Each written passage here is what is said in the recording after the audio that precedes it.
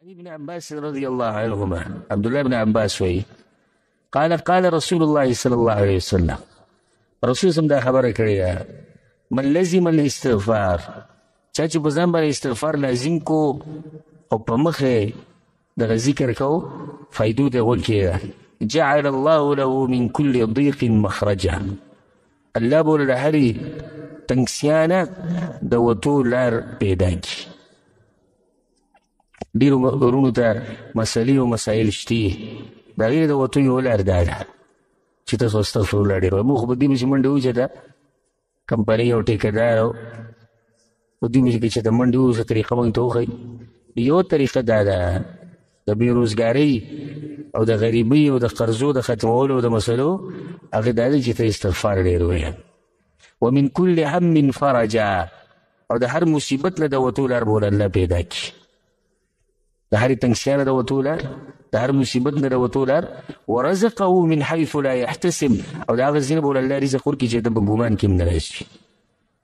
رواه ابو داود د حدیث امام ابو داود رحمه الله راوړی.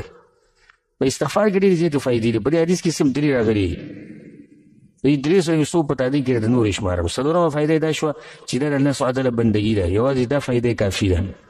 پنځمه فایده دا شوه چې د دې د لاسه الله سبحانه وتعالی ګناهونه بخي.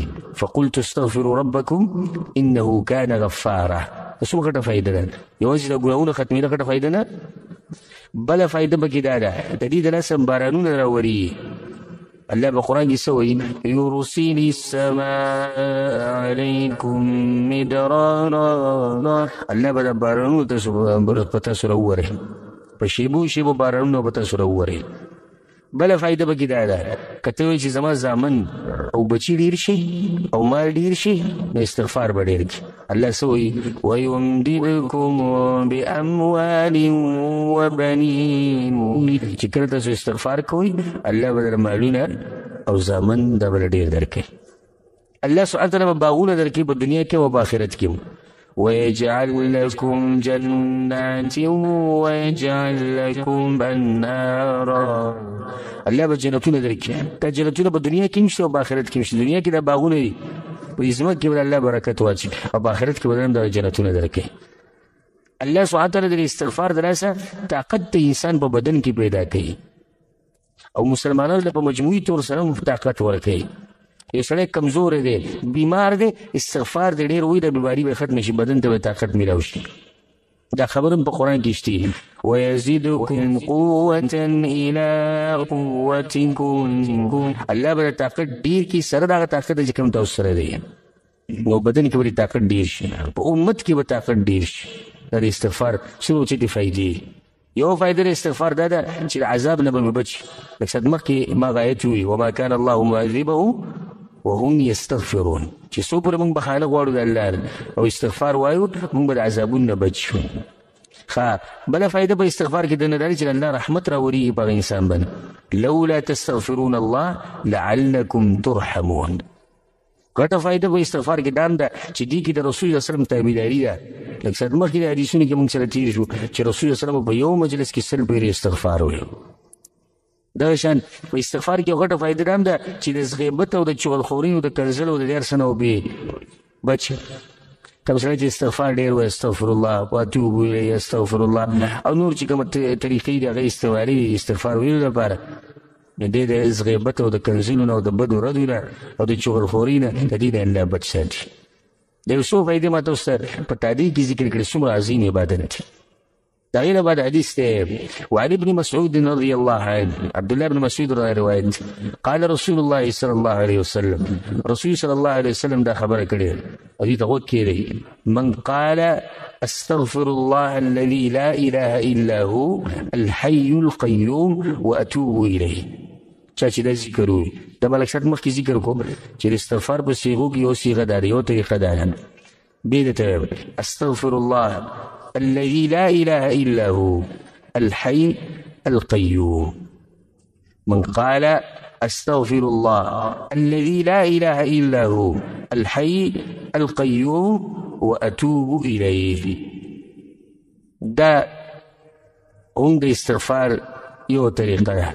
الله ولا ورکی څو د فائدې ته ګورئ غفرت ذنوبه الله به د ټول ګناهونه بخي. وان كان قد فر من الزحف، اگر که دی د میدان جهاد نه تښتېدلی، میدان جهاد نه تښتېده، دا ګناه کبیره ده، دا ګناه ورته الله بخي. چې کله یو انسان دا ذکر وایي استغفر الله الذي لا اله الا هو الحي القيوم واتوب اليه. او دا حدیث امام ابو داود، امام ترمذي، امام حاکم رحمه الله راوړی. دا غیر بعد حدیث دی. وعن شداد ابن اوس رضي الله عنه، شداد بن اوس وی عن النبي صلى الله عليه وسلم قال، رسول صلى الله عليه وسلم دا خبره کړې، سید الاستغفار، دا استغفار سردار دا دی، ان يقول العبد چې بنده دا ووایي. دا کم ذکر چې ویل کېږي دا ګوره د استغفار سردار دی. دا چې څوک وایي الله سبحانه وتعالی ولا څه ورکوي، دا به د حدیث په اخره کې بیان شي. هغه کوم ذکر دی؟ اللهم انت ربي، یا الله ته زما رب، لا اله الا انت، نشته د عبادت حقدار سوی ستا نه، خلقتني، زه دې پیدا کړی یم، وانا عبدک، او زه ستا بنده یم، وانا على عهدک ووعدک ما استطعت، او یا الله کوم لوز چې مې تا سره کړی په هغې باندې ولاړ یم څومره چې زما طاقت وي.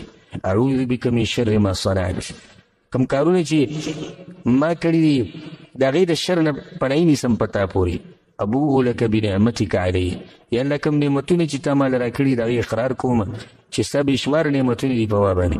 وابوء بذنبي، او یا الله د دې خبرې مې اقرار کوم چې زه ګناهګار یم او ګناهونه ډېر کوم. فاغفر لي، نو ما وبخه، فانه لا یغفر الذنوب الا انت، نو یقینا ګناهونه نه بخي مګر یا الله ته یې بخي. دا اذکار یادوئ، که تاسو دا وایئ چې ستاسو په ژوند کې برکت راشي او ستاسو ژوند برکتي شي، نو دا اذکار یادوئ. دا یو نیم ملګری زه وینم د ځان نه به سم یو مفتی اعظم جوړ کړی او شیخ الکل به یې ځان نه جوړ کړی، او چې کله ورته د هیئت ته وګورې، ظاهري شکل ته وګورې، ته به یاره ګندې دی دغه دی. نو ورته کور ته چې ننوځي کومه دعا وایې؟ دعاګانې، او موږ خو فتوو دپاره نه شو. دعاګانو زموږ سره څه کار دی؟ زموږ د دعاګانو سره څه کار دی؟ او د اذکارو زموږ سره څه کار دی؟ زموږ د اذکارو سره څه کار دی؟ موږ ته د خبرو دعا شی ده چې خبرې به څنګه کوو، او خصوصا په بل مسلمان کې به عیبونه څنګه لټوو، دا زموږ کار دی. بس دا نه پلانې دیم ځان ته مسلمان وایي، او پلانې وګوره پرون یې داسې وګوره پلانې داسې وګوره پلانې داسې ته څنګه یې؟ نو ګوره دا آسان اذکار دي، دا یادوئ. الحمدلله الله دومره اساني پیدا کړې ده چې په هره ژبه کې د کتابونو کې میلاوي، پښتو کې نشته. دا حصن المسلم کتاب چې تاسو ویلي به جوماتونو کې پروت دی، وړوکی کتاب چې دا هم پښتو ته ترجمه شوی دی، وړوکی کتاب د به جیب کې راځي چې دا تا سره پروت دی، ځان له د ورځې یو دعا یادوي او لاندې ورسره ترجمه هم لیکلي، او دا د څه دعا ده دا ته وښایي. یعنې مصیبت راشي کومه دعا به وایې، باران وشي کومه دعا به وایې، کپړې بدلې کومه دعا به وایې، سپوږمۍ وینې کومه دعا به وایې، دشمن ته چې مخامخ شي کومه دعا به وایې. دنیا دعاګانې به هغه را جمع کړي مؤلف. د څو قیمتي کتاب دی، نو ځان له دغه پیدا کړي سره د ترجمې پښتو ترجمه ورسره وي. یوه دعا د ورځې یادوي، یوه، او یو ورځ بیا داسې راشي چې ته دا کتاب ختم کړي، نو په سوونو دعاګانې ته یادې کړي، په سوونو اذکار ته یاد کړو. د هر شي ذکر ته معلوم شو چې دلته به دا ذکر وایي، دلته به دا وایي، نو ژوند به دې برکتي شي. اوس دا سید الاستغفار چې کوم دی چې دا چا ووایي الله به ورله ورکوي څه غوږو ته کښېږدي. من قالها من النهار، چا چې سهار دا ذکر ووایي موقنا بها او یقین یې پرې و، فمات من یومي، د په دغه ورځ دی مړ شو، قبل ان یمسي، مخکې له دې نه چې شپه پرې راشي. سهار یې دا ذکر ووایي او څه شو؟ مړ شو. فهو من اهل الجنه، رسول صلی الله جنتي دی.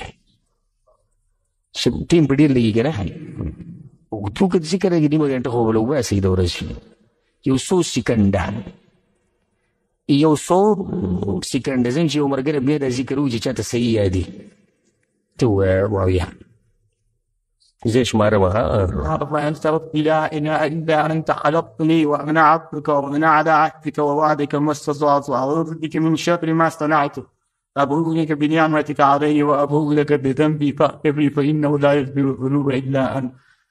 څوارلس سکنډه به ولګي، څوارلس سکنډه دا ذکر دی او دا دې ووایي او یقین دې پرې مړ شو جنت ته لاړې. څومره الله د رحمت ته خزانې پراخې دي او الله غواړي راشي د جنت وګټي. مونږ وایو نه په دې فیسبوک کې چې کوم خباثت دی د دې د کتو دپاره د خلکو سره څومره ټایم دی، په دې واټساپو دپاره او د دې ګن بلا دپاره سپین ږیری سړی به په خوله کې به هغه اخلي، هغه هم ځان له لیږي په دې انټرنېټ کې ګرځي او ګوري. نو چې د هغې په ځای مونږ 14 سیکنډه دا ذکر ووایو سهار او بیا ووایو ماښام. خبر د هغې نه بعد رسول څه وایي ومن قالها من الليل، او چا چې د شپې دا ذکر وایي وهو موقن بها او یقین به فمات قبل ان یصبح، سهار راختونه مخکې مړ شو. لکه یو سړي ماسخوتن مازدیګر نه بعد یا ماښام مازدیګر نه بعد دا ذکر وایي، د شپې چې ویده شو سهار راپارسېد، بل د شپې کیسه وتې فهو من اهل الجنه، رسول صلی الله علیه وسلم د سړي جنتي. رواه البخاري، د حدیث په صحیح بخاري کې دی.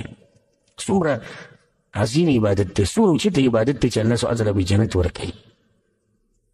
او بله دا چې دې حدیث کې رسول الله صلی الله علیه وسلم موږ ته د استغفار طریقه مو وښوه چې به استغفار کوو بخانه چې کله د الله نه غواړي نو د الله حمد او ثنا وایي، یعنې د الله تعریف کوي لکه څنګه چې دې کې دنه دي چې الله ته زما رب یې، زه ستا بنده یم، زه کمزور یم. دا ټول د الله تعریفات دي. او د خپلې ګناه اقرار به هم کوي چې کله هم ته سوال کوې د الله نه نو الله ته عاجزي ښکاره کوي، یا الله زه ګناهګار یم، یا الله کمزور یم، یا الله ستا نعمتونه ډېر زیات دي، زما ګناهونه ډېر زیات دي. دا ته اوس الله ته عاجزي ښکاره کوي. چې کله الله ته عاجزي ښکاره کړي نو ستا دا دعا او دا سوال ته به الله قبول کړي. د هغې نه بعد حدیث راوړی دی وعن ثوبان رضی الله عنه، ثوبان رضی الله وایي کان رسول الله صلی الله علیه وسلم اذا انصرف من صلاته، کله چې رسول صلی الله علیه وسلم فرض مونځ ختم کو استغفر الله، د الله نه به بخانه وغوښته 3 پیرې، وقال او دا به وي اللهم انت السلام ومنك السلام تباركت يا ذا الجلال والاكرام. دا ذکر به وویلی شو. قیل الاوزاعي، امام اوزاعي ته دا وویلی شو وهو احد رواته، او دی یو راوي دی د دې حدیث. وایي کیف الاستغفار، رسول صلی الله علیه وسلم به دا بخانه څنګه وغوښته، هغه ورته وایي استغفر الله استغفر الله استغفر الله. دې څه به یې وایي رواه مسلم، حدیث په صحیح مسلم کې. نو ګوره د مانځه نه بعد رسول صلی الله علیه وسلم استغفار کوي. که په دې مانځه کې څه کمې زیاتې شوي چې الله یې وبخي. بیا په دې کې یو څو فایدې په بعضې روایتونو کې دا راځي، په صحیح بخاري کې شته عبدالله بن عباس رضی الله عنه روایت دی چې ما ته باید د رسول صلی الله علیه وسلم د مانځه د ختمېدو پته دا په تکبیر سره لګېده، چې کله به سلام وګرځېدلی شو نو تکبیر به ویلی کېدو الله اکبر. نو بیا په دې کې د علماو اختلاف دی. بعض علما دا وایي چې د دواړه حدیثونه به داسې راجمع کړو چې د عبدالله بن عباس حدیث او دا حدیث، نو موږ به داسې وایو چې سلام وګرځې نو تکبیر به ووایې، څه به ووایې تکبیر، الله اکبر ووایې، بیا به بسې دا ووایې. نو دواړه حدیثونه باندې عمل وشو. اوس په دې حدیث کې خو دا نه دي که نه چې رسول صلی چې به څنګه سلام وګرځو په دې به یې شروع وکړه، داسې الفاظ پکې نشته. خو داسې پکې دي چې رسول صلی به مونځ ختم کو د هغې نه بعد به دا ذکر ویل. نو د مانځه نه بعد خو رسول صلی ډېر ذکرونه وي، یوازې دا ذکر خو نه وکړه. نو موږ خو داسې نه شولی چې دا ټول به متصل وي. او هغه بل حدیث کې عبدالله بن عباس وایي چې ما ته به پته لګېده زه به شاته وم په جومات کې وړي کوم به شاته ودرېدو. نو چې کله به تکبیر وویلی شو صحابه کرامو به ذکر د مانځه نه بعد په تیز اواز کو، د سنت طریقه ده. نو چې کله به تکبیر ویلی شو الله اکبر نو ما ته پته ولګېده چې رسول صلی سلام ګرځولی. نو د دواړه حدیثونه چې راجمع کړي الله اکبر وویل به استغفر الله استغفر الله دغه به. دویمه فایده په دې حدیث کې اهمه فایده هغه دا ده چې په دې کې دا نه دي ویلي چې په کوپړۍ به یې لاس کېښو او یا قیوم او یا قیوم دا به یې وي، دا به کې شته دا نه په قرآن کې راغلي نه په صحیح حدیث کې دې تذکره شته. دا بدعت دی چې به د سر باندې لاس کېږدي او یا قیوم او یا قیوم او نور څه اذکار به کې ووایي، یا قوي یا قوي یا قوي وایي، وایي دې سره دماغ تیزي وایي. چې څنګه دې سلام وګرځئ ګوره دا بدعت دومره خطرناک شی دی چې کله په دین کې نوې طریقې راوباسي نو د رسول صلی طریقه به ورکېږي، لازم به ورکېږي. دې چې کې د رسول صلی طریقه څه ده الله اکبر استغفر الله استغفر الله استغفر الله اللهم انت السلام که سلام، هغه اخره پورې چې کوم ذکرونه وي هغه طریقه ختمه شوه چې بدعت راغی نو هغه طریقه درنه لاړه. چې ته په دغه بدعت باندې عمل کې والله العظیم د هغه وخته پورې په دغه خبره باندې عمل نشي کولی چې څو پورې د رسول الله وسلم طریقه نه یې پرېښودي. دا د بدعت نقصان دی. وګوره د رسول الله طریقه به پرېږدې نو بدعت باندې به عمل کوې. نو دې باندې مخکې مو خبرې ډېرې کړي خو صرف بس اشاره مې وکړه چې دغه عمل ثابت نه دی په شریعت کې. د هغې نه بعد حدیث دی وعن عائشة رضی الله عنها تیر شوی حدیث چې کوم ده په صحیح مسلم کې هغې بعد حدیث ته وعن عائشة رضي الله عنها قالت كان رسول الله صلى الله عليه وسلم يكثر أن يقول قبل موته سبحان الله وبحمده أستغفر الله وأتوب إليه متفق عليه. رسول الله صلى الله عليه وسلم د مرګ نه مخکې دا ذکر ډېر زیات وي. د مرګ ته نږدې ورځې نه وي سبحان الله وبحمده أستغفر الله وأتوب إليه. دا دې ذکر رسول الله په هغه آیت باندې عمل کوي كم جب سورة النصر كده فسبح بحمد ربك واستغفره إنه كان توابا. د دې لپاره رسول الله صلی الله علیه وسلم یو غټ عمل ختم کړ. الله اکبر. هغه عمل سو دعوت د انسانانو ته الله پیغام رسول هغه ختم کو. قسم مصیبتونه او سخت براله دیرش کاله مسلسل دعوت او جهاد کو مسلسل د الله لپاره لګیو. په اخر کې هغه غټ عبادت په استغفار باندې ختمو. دا دومره اوچت عبادت ته چې رسول الله د ضرورت لري موت او د ضرورت نه لري. دا غیر بعد حدیث ته وعن انس رضی الله عنه انس رضی الله عنه او دې حدیث ته وکړي سوره عجیبه حدیث ته قال سمعت النبي صلى الله عليه وسلم يقول ما وی د رسول الله دا خبره اوریدلې. قال الله رسول الله الله وی ان دا خبره چې کومه راوړل الله ده یا ابن ادم اے د ادم بچی انك ما دعوتني تجعل کله ما را بلی او زمان سغواري ورجوتني وزمان اميدون ساتي غفرت لك على ما كان منك ولا أبالي نزلت ما غطول قناونا وبخم ويس پروام نکوم.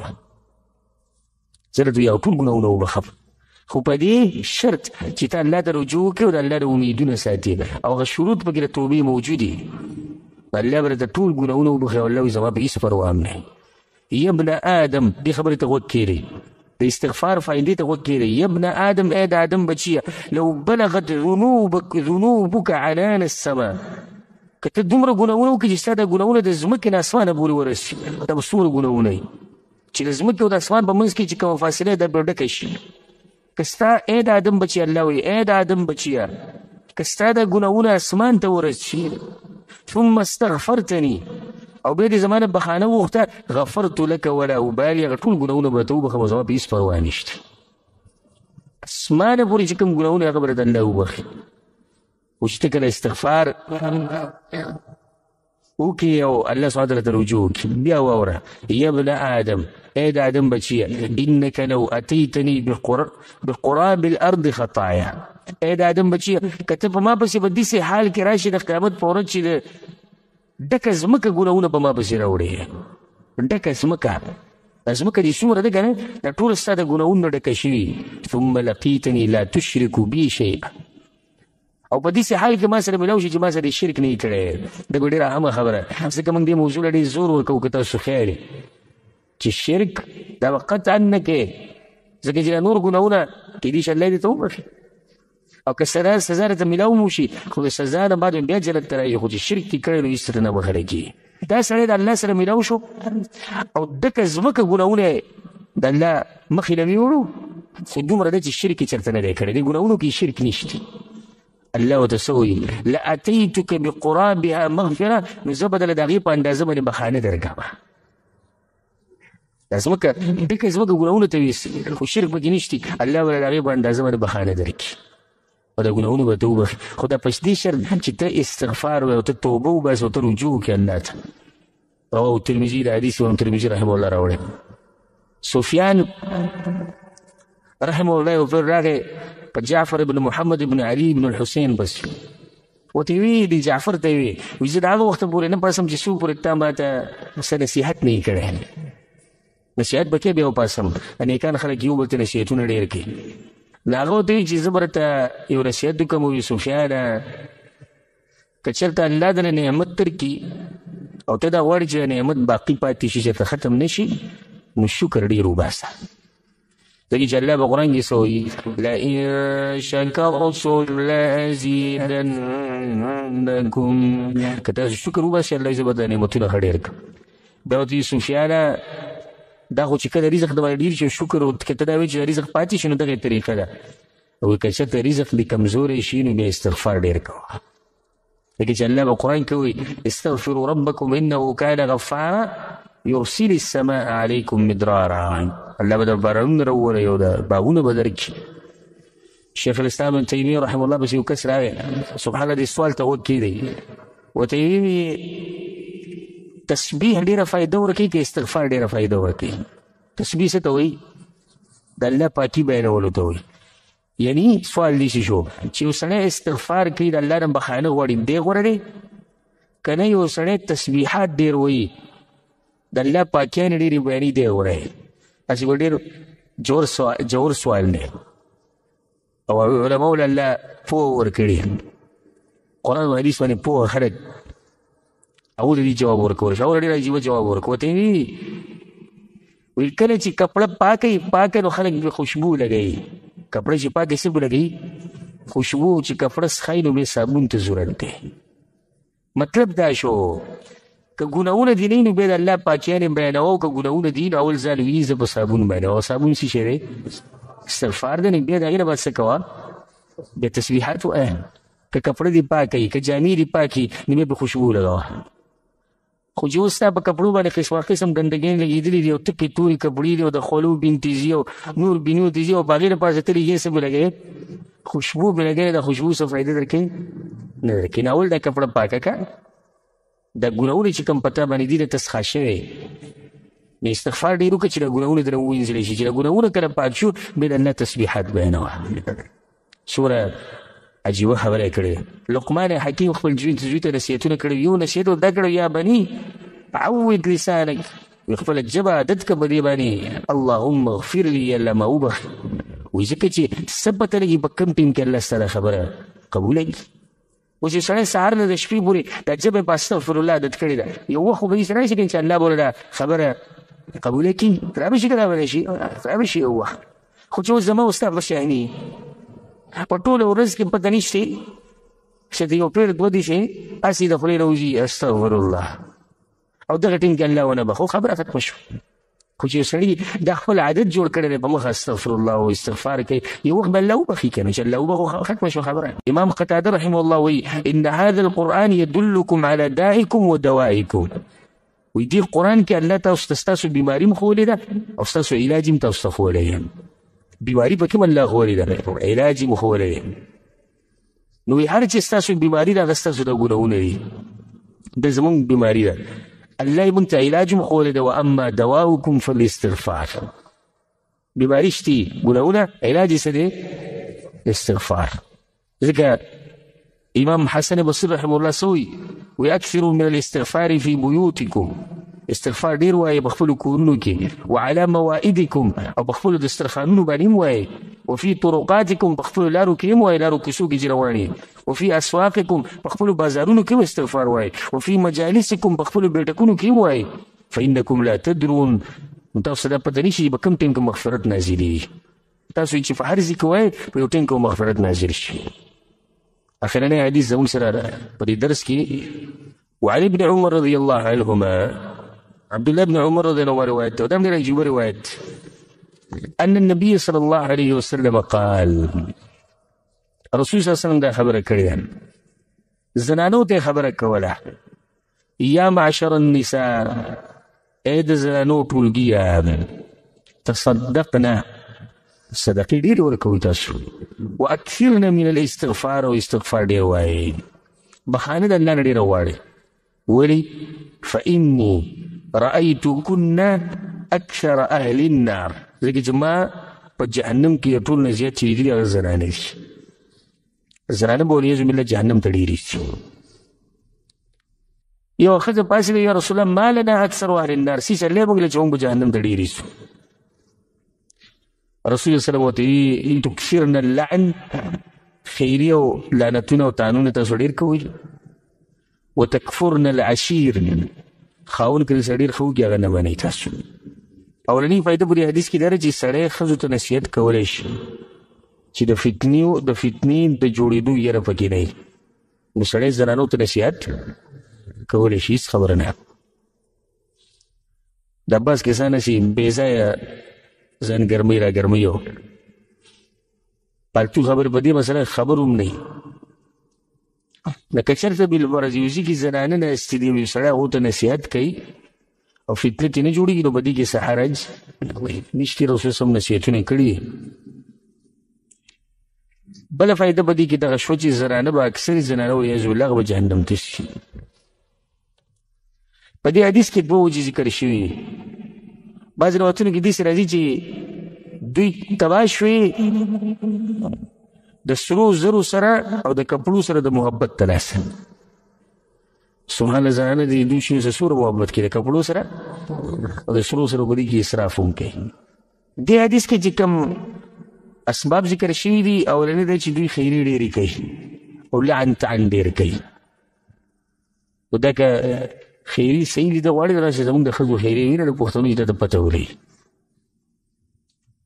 د دې عربیانو دا ښځې د زنانه سبحان الله چې ماشوم ورانې وکړي دا ورته وي الله یهدیک، الله تعالی هدایت درکړي، الله دې پوه کړه. زموږ یاره دوی دا د سر واړه نه وایي، ته وګوره سړی وایي چې د مړۍ نه به ونه دا ورته وي الله دې هدایت درکړي وایي.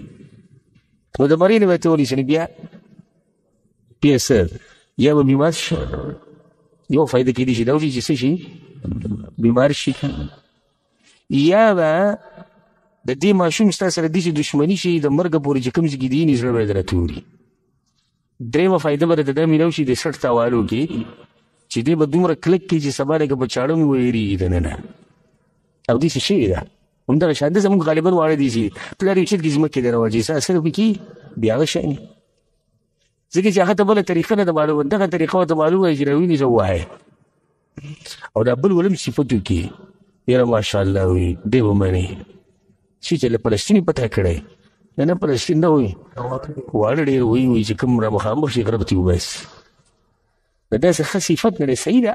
کوم ټیم کې ضرورت راشي انسان ماشوم ته ادب ښیي، خو د هغې نه غوره طریقه دا دی چې ته دا ماشوم په ښکلې طریقه پوه کړي، د ده لپاره دعا وغواړي چې الله ته یې پوه کړي، الله ته ورله هدایت ورکړي چې الله پوه کړي، یو خبره ختمه شوله. نو بیا زموږ د سړو خو دغه حل دی چې د هغوی یا سوک او سپېړه او یا لوړله او یا د کور نه شړل دی. د کور نه وشړي بار بیا هغه د چرسیانو بنګیانو سره نه دي ښه خوشحاله. او زموږ د زنانو دا حل دی الله دې په شرمونو وشرموه او الله دې ذلیله کړه، الله دې خپې او لاس مات کړه، الله دې ملا ماته کړه، الله دې د ګاډي لاندې راوله، الله دې د کمر نه واچوه، الله دې یعنې قسم خیرې زموږ د دې پښتنو زنانو نه به ته ووایي. او چې معمولي ولسې چلو شي د ټول نه غټ تکلیف بیا په دې مور تېرېږي چې تا ته خیرې کول. ځکه د دې نه منع راغلی ده په حدیثونو کې رسول صلی الله چې خیرې به نه کوئ. اوس هم پته لري که دا وخت د قبلېدو وي نو بیا بل ځای کې رسول صلی الله چې د پلار خیرې دا نه رد کېږي، د پلار خیرې او دعا دا نه رد کېږي. چې ته د خپلو بچو ته کومه خیرې کوې د الله قبلوي. د هغې په ځای ښه دا ده چې ته هغوی ته د هدایت سوال وکړې چې الله هدایت ور ورکړي، یا الله پوه یې کړي، نو هغه به د دې نه ښایي. د دې زنانو ته خصوصا زموږ نصیحت ته او عموما ټولو ته دی چې د دې خیرونو ځان لرې ساتي. دا خیرې ښه شی نه دی، دا د مسلمان سره ښه نوم نه کوي په مخه خیرې کول. بل زموږ بچي دي سبا له به یې څه مصیبت راشي بیا به موږ خفه یو، زموږ خپل خپلوان دي سبا له به یې څه مصیبت راشي بیا به موږ خفه یو. یو کار به زنانو کې دا دی. بل کار به کې سره که خاوند ورسره ډېر ښه وکړي و دی مني نه. ځکه یو حدیث کې رسول صلی داسې ویلي، دلته اوس مختصر ویلي چې دوی ښه نه مني. په یو حدیث کې داسې ویلي دي لو احسنت الى احداهن الدهر، که ته پکې د یوې زنانۍ سره د یو زنانه ته که ته پکې د یو زنانه سره ټوله زمانه ښه وکړي او بې معمولي خبره په تا کې ولیده معمولي، نو تا ته به وایي تا څه کړي دي زما لپاره. دغه د ښځو عادي په دې کې ټولو ملګرو وروڼو به تجربه وي. معمولي په اوداسه کې به وشي که لږه خوا دې خوا شوي نو بیا څه وایي تا ته وایي تا څه کړي دي زما لپاره. هغه پلاري ته وګوره ځه، هغه پلاري ته وګوره ځه. دا خو شکر وباسي چې زه سوی به نه وایي او دا خوله وایي ما بنده کړي ځکه چې زه یم چې زه خاوند دی خفه نه شي. په دې بنده خوله باندې به دا خاوند چې دی غریب بېعزته کړي ځکه چې وایي چې خوله مې بنده ده او د خاوند ښه نه مني. نو دا د دې زنانو ظلم او زیاتې دی او داسې نه دی پکار. خاوند دا خو د ښځانه لپاره یو غر دی، یو چت انسان دی چې هغه ورسره ښه وکړي په کجرغې اعتراف کوي. دې ښځې ته پوه شو چې یا رسول الله ولې؟ رسول الله دا وجه ذکر کړه. بیا ورته رسول الله ما رأیت من ناقصات عقل و دین. زنانه چې دي وایي دوی په دین کې هم کمزوري دي او په عقل کې هم کمزوري دي. خو رسول الله دا عجیبه خبره کوي، سبحان الله. سبحان الله دې خبره ته غوږ کېږده. رسول الله صلی الله علیه وسلم څه وایي؟ وایي د دوی عقل هم کمزوری دی، دین هم کمزور دی. خو ما رأیت من ناقصات عقل و دین اغلب لذی لب منکن. رسول الله وایي سره د دې کمزورو دماغو چې دوی دماغ د سړو د دماغونه څه دي کم دي، سره د دې دوی دغه اوچت سړي چې د کوم عقل ډېر تیز دی هغه هم ښویوي. تاسو ګورئ زنانو دې فتنې ته.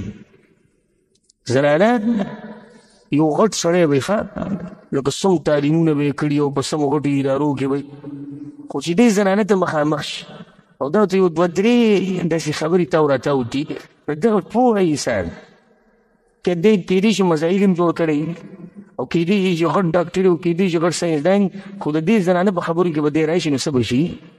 دوکه به شي. یو زنانه پس یا رسول الله څنګه زموږ عقل هم کم دی او زموږ دین کم دی؟ ولې کم دی؟ رسول الله ورته وایي شهادة امرأتین بشهادة رجل. تاسو کې د یو سړی چې کوم ځای کې د ګواهۍ لپاره دی چې سړی نه وي څو زنانه به راولي؟ دوه به راولي. ولې ځکه چې دوی که د یوې نه هېرېږي بل ته به رایاد شي. او دا فطرتي کمزورتیا ده په دې زنانه کې دننه، لکه څنګه چې د هغې جسم زموږ د جسم نه څه دی کمزوری. اوس یو سړی که اوس زه داسې ووایم تاسو ته چې د زنانو جسم د سړو د جسم نه کمزوری د یو ورپسې د شیه څه خو ډېر شي نه وګورو زنانو سره، خاص کر د بېدینې چې کوم دي. موږ خو کوشش کوو چې زنانه او سړی یو کړو او دې ظالم ته وګوره ده چې دا ښځه او سړی جدا کړو. موږ دا وایو که ته غواړې او که نه غواړې ټول انسانان دا خبره مني چې د ښځې بدن د سړي د بدن نه څه دی کمزوری، دغسې عقل هم کمزوری. ښه دین یې څنګه کمزوری دی؟ وتمکث الایام لا تصلي. څلوېښتې ورځې به راشي، د میاشتې بیماري به راشي، یا به دغه ورځو کې لمونځ کوي دا کوي، او سړي به دغه ورځو کې لمونځ کوي، نو سړي د بدین کې څه شو؟ اتې مخکې شو. رواه مسلم، د حدیث په صحیح مسلم کې دا اخرنی حدیث په دې درس کې، او دې حدیث د اخرنی حدیث څه مونږ کوم وي دې کې رسول الله ګوره دا خبره ذکر کړې زنانو ته چې تاسو به جهنم ته ډېرې ځئ، نو دوه کاره کوئ، یو صدقې ډېرې ورکوئ او دویم څه کوئ؟ استغفار ډېر کوئ چې د جهنم نه بچ شئ. د جهنم نه بچ کېدو یو لار هغه د استغفار دی. کوشش کوئ چې په دې استغفار باندې خپلې ژبې لمدې ساتئ، په خپلو بیټکونو کې، په خپلو دیرو کې، په خپلو لارو کوڅو کې، په بازارونو کې، په ګاډو کې، په هر ځای کې خپل ماشومان هم پې عادت کوي، خپلې زنانه پې عادت کوي، خپل مشران کشران پې عادت کوي چې الله سبحانه وتعالی د دې د لاسه زموږ ګناهونه وبخي او زموږ دنیا او آخرت ښایسته کړي. الله سبحانه وتعالی موږ له توفیق راکړي الله ته د واپس کېدو، او الله سبحانه وتعالی زموږ ګناهونه وبخي، او الله سبحانه وتعالی دې په موږ باندې رحمتونه او برکتونه راووروي. هذا وبالله التوفیق، وصلى الله على نبينا محمد وعلى آله وصحبه أجمعين.